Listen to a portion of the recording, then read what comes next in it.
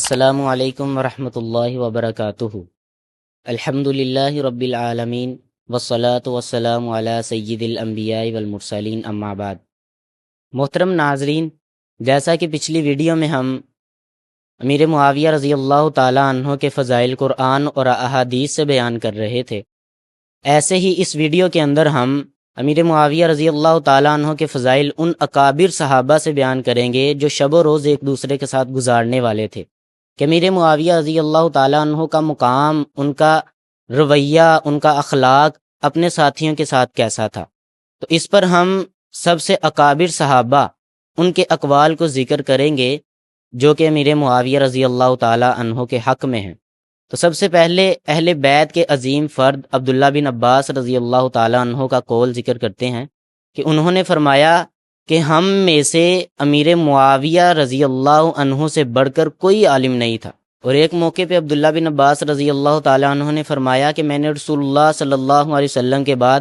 معاویہ رضی اللہ تعالیٰ عنہ سے بڑھ کر خلافت اور حکومت کا حقدار کسی کو نہیں سمجھا۔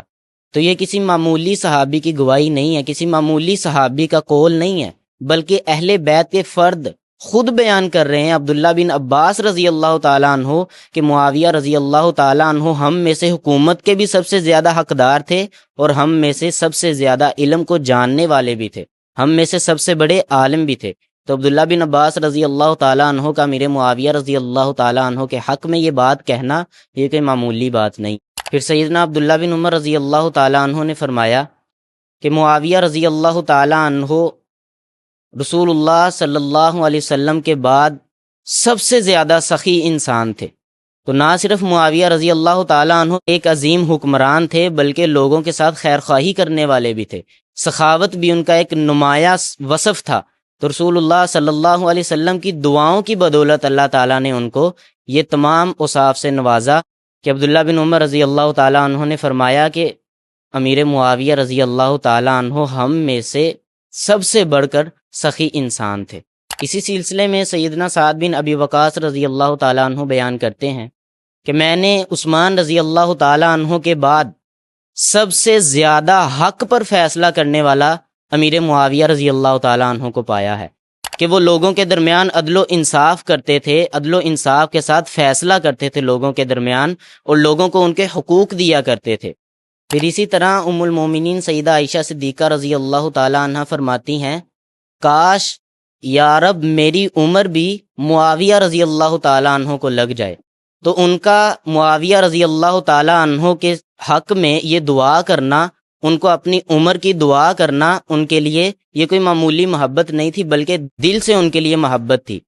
اور اسی طرح ابو الدرداء رضی اللہ تعالیٰ عنہ بیان کرتے ہیں کہ رسول اللہ صلی اللہ علیہ وسلم کی نماز کے زیادہ مشابہ اگر کسی کی نماز تھی، وہ سیدنا معاویہ رضی اللہ تعالیٰ عنہ ہیں۔ تو صحابہ کرام رضوان اللہ علیہم اجمعین امیر معاویہ رضی اللہ تعالیٰ عنہ کے ساتھ محبت کرتے تھے، ان کے حق میں ان کے اچھے اور مثبت اقوال ہیں۔ جیسے قرآن و احادیث سے معاویہ رضی اللہ تعالیٰ عنہ کے فضائل نمایاں ہیں، ویسے ہی صحابہ کرام کی نظر میں بھی امیر معاویہ رضی اللہ تعالیٰ عنہ کا کردار ایک نمایاں تھا۔ تو ہمیں چاہیے کہ ہم معاویہ رضی اللہ تعالیٰ عنہ سے محبت کریں، تمام صحابہ سے محبت کریں، ان کے بارے میں برا نہ بولیں، اپنے دلوں میں ان کے خلاف اختلاف نہ پیدا کریں۔ اللہ تعالیٰ ہمیں سمجھنے کی توفیق عطا فرمائے۔